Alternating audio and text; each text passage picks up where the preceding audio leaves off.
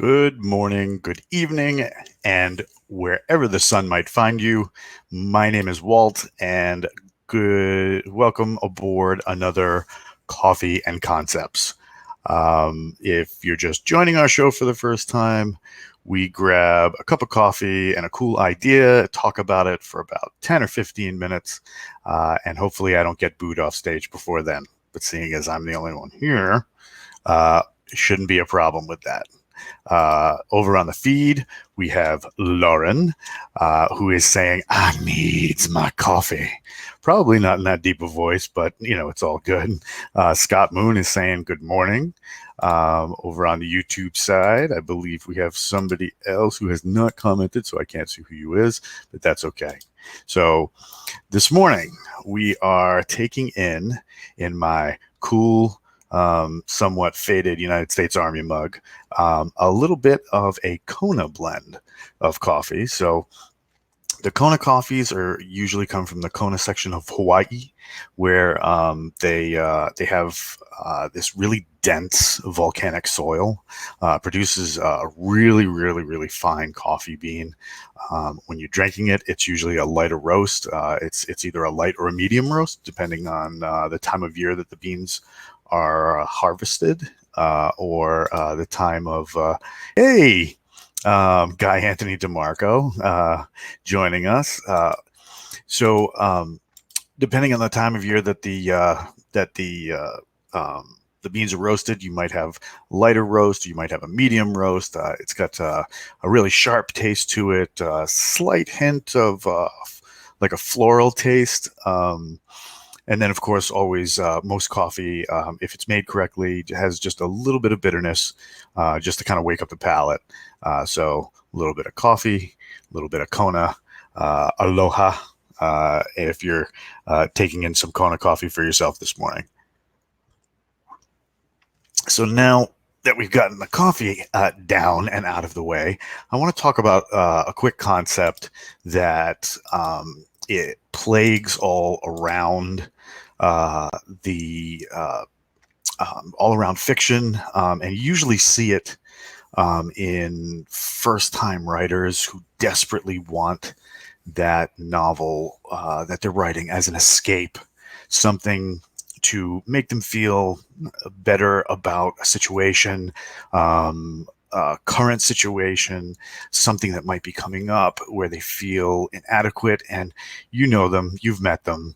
It's Mary and Gary. Mary Sue and Gary Sue.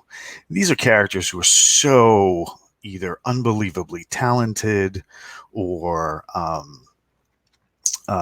have some sort of plot armor where they can't be hurt or they can't be threatened. They can't be taken negatively in a romantic gesture. They can't do anything that would affect them in any sort of negative way. They always come out on top.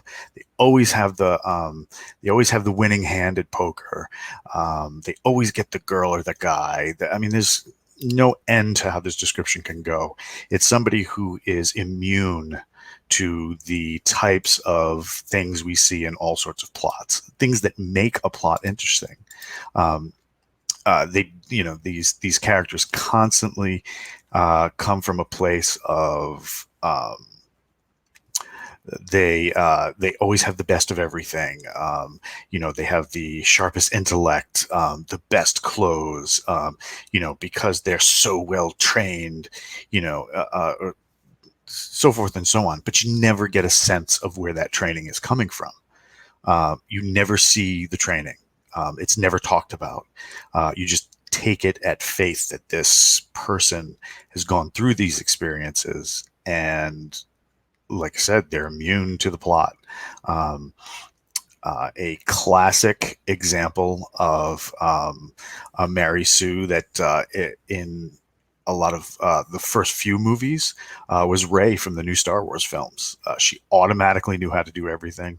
Aside from using her staff, which obviously she had for many, many, many years, but she already knew how to pilot. She already could use some semblance of the Force.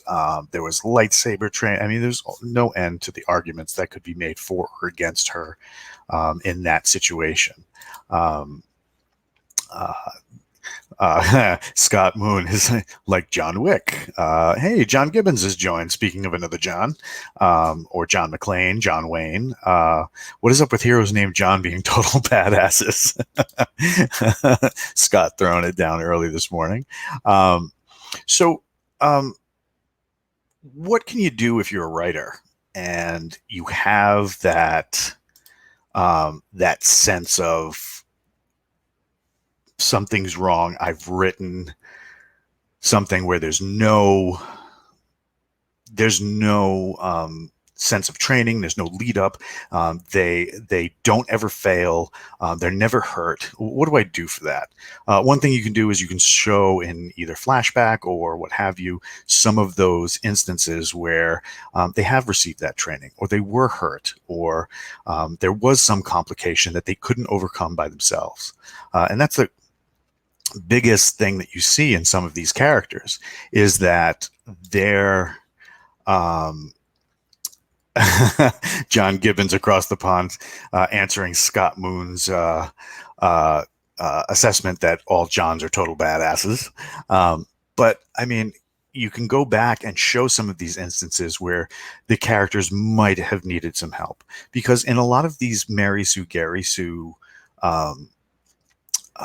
depictions, they clear up their problems automatically all by themselves. There's no need for anybody to help because they're so perfect. They can just get out of any scrape. But if you've written that kind of character, you can use certain plot devices. One of the best examples of a person who could easily be a Gary Sue, but is not, is Superman. The great power that this person has is tempered by a really deeply ingrained sense of morality that was given to him by his parents, and allow him to live in a world where there are definitely lesser beings, but he does not treat them or feel them as lesser beings because of the fact of that deep-rooted morality that brings him down to a human level that we can understand and empathize with. Yes, you can't hurt him physically, but he can still be hurt emotionally. He can still be hurt in other ways that make him vulnerable. And that's really where we see the downfall of those characters, is they lack no vulnerability. And the one thing that I know that the Keystroke crew has impressed over many, many episodes, many times of all of the lessons and speaking to various authors and through their experiences that they've been very wonderful to share with everybody, is that conflict drives story. If you don't have conflict, and by conflict, it could be emotional, it could be physical, it could be social. If you don't have those conflictions, there's no way to drive story. I believe it was Chuck Manley who said on the show a couple of weeks ago that if you don't have those if you don't have those complications and those conflicting views or conflicting problems, or those spots where two characters are at odds with each other, basically you just have, instead of a store, you have a list. I went to the store. I got some bread. I came home. I made a sandwich. The sandwich was good. I watched a television show. I went to bed. That's not something anybody is going to be interested in reading. So just to recap, Gary Sue and Mary Sue, you might be the coolest alligators in the swamp, but we don't want to go to a swamp where you're swimming around because you're not interesting. There's no flaw. There's no conflict, which means there's no story. So see yourself that way. But if you want to write a more interesting character, if you want to look for those things that hey, Chuck has joined. if Superman's hair can't be touched, Scott Moon, yes. So if you want to create those characters that have a way to connect to their audience and not just be invincible plot armor warriors, put some conflict in there. Show failure. Show reaction to failure and recovery to failure, and all those things that bring your characters back to the human experience. There's a great old Japanese saying that if you fall 7 times, you get up 8, which means that no matter how many times you fail, continuing to move forward and attempt another way of doing something so that the failure turns into a triumph. That is what speaks most to the human condition, and that's where I'm going to leave it today. Don't forget that Keystroke Medium has many, many, many great shows that you can tune into, learn a lot from, as well as take in some of your favorite authors from across publishing.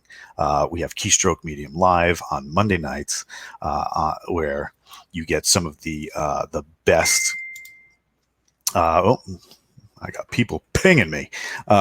You get some of the best advice for for new and upcoming authors, as well as authors who might have been around for a while and just need a new trick.